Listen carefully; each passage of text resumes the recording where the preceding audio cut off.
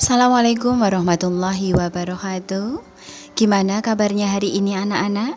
Sehat semuanya? Tetap semangat ya hari ini. Pada pertemuan kali ini kita akan membahas mengenai materi kesetimbangan kimia. Pada materi kesetimbangan kimia yang perlu kita ketahui terlebih dahulu adalah yang dikatakan sebagai reaksi kesetimbangan atau bisa dinamai dengan reaksi reversibel. Apa itu yang dikatakan sebagai reaksi kesetimbangan atau reaksi reversibel? Yaitu suatu reaksi di mana zat-zat ruas kanan atau hasil reaksi dapat bereaksi kembali membentuk zat-zat di ruas kiri atau preaksi. Reaksi yang seperti ini bisa disebut juga dengan reaksi dua arah atau reaksi bolak-balik. Bisa diperlihatkan dengan persamaan reaksi. Pa direaksikan dengan Qb, maka terjadi reaksi kesetimbangan Rc dan Sd. Perlu kita ketahui, pada keadaan setimbang, kesetimbangan terjadi jika kecepatan reaksi ke kanan sama dengan kecepatan reaksi ke kiri, di mana konsentrasi zat-zat tidak lagi berubah sehingga reaksi dianggap selesai. Dilihat dari fase zat yang terlibat dalam reaksi, ada dua jenis reaksi kesetimbangan, yaitu reaksi kesetimbangan homogen. Dikatakan reaksi kesetimbangan homogen jika semua zat mempunyai fase yang sama. Bisa dilihat pada reaksi. Selanjutnya, reaksi kesetimbangan heterogen jika zat yang terlibat dalam reaksi terdiri atas lebih dari satu fase. Bisa kita lihat pada persamaan yang ada di bawahnya. Sekarang kita akan membahas mengenai tetapan kesetimbangan berdasarkan konsentrasi. Tetapan kesetimbangan bisa disimpulkan dengan Kc. Kc adalah hasil kali konsentrasi zat-zat hasil reaksi dibagi dengan hasil kali konsentrasi bereaksi setelah masing-masing zat dipangkatkan dengan koefisiennya. Kita bisa lihat pada suatu reaksi kesetimbangan. Kemudian kita akan cantumkan harga tetapan kesetimbangan, yaitu seperti berikut. Catatan, perlu kita ketahui jika Kc lebih besar dari 1, maka hasil yang terbentuk lebih banyak daripada reaksi yang tersisa. Bisa dibuat dengan kurva sebagai berikut. Sedangkan jika Kc kurang dari 1, maka hasil yang terbentuk lebih sedikit daripada reaksi yang tersisa. Bisa digambarkan dengan kurva sebagai berikut.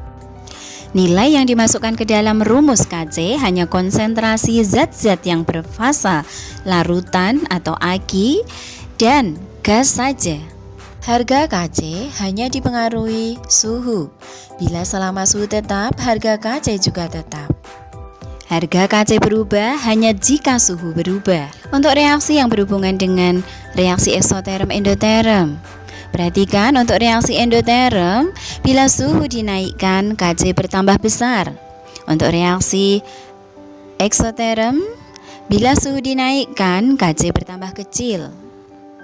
Catatan yang lain yaitu membandingkan harga Kc beberapa reaksi. Jika reaksi dibalik, K menjadi 1/K. Jika reaksi dikalikan, K menjadi K pangkat X. Jika reaksi-reaksi dijumlahkan, harga-harga K dikalikan. Kita mulai dari contoh soal 1. Tuliskan harga Kc untuk reaksi di bawah ini. A.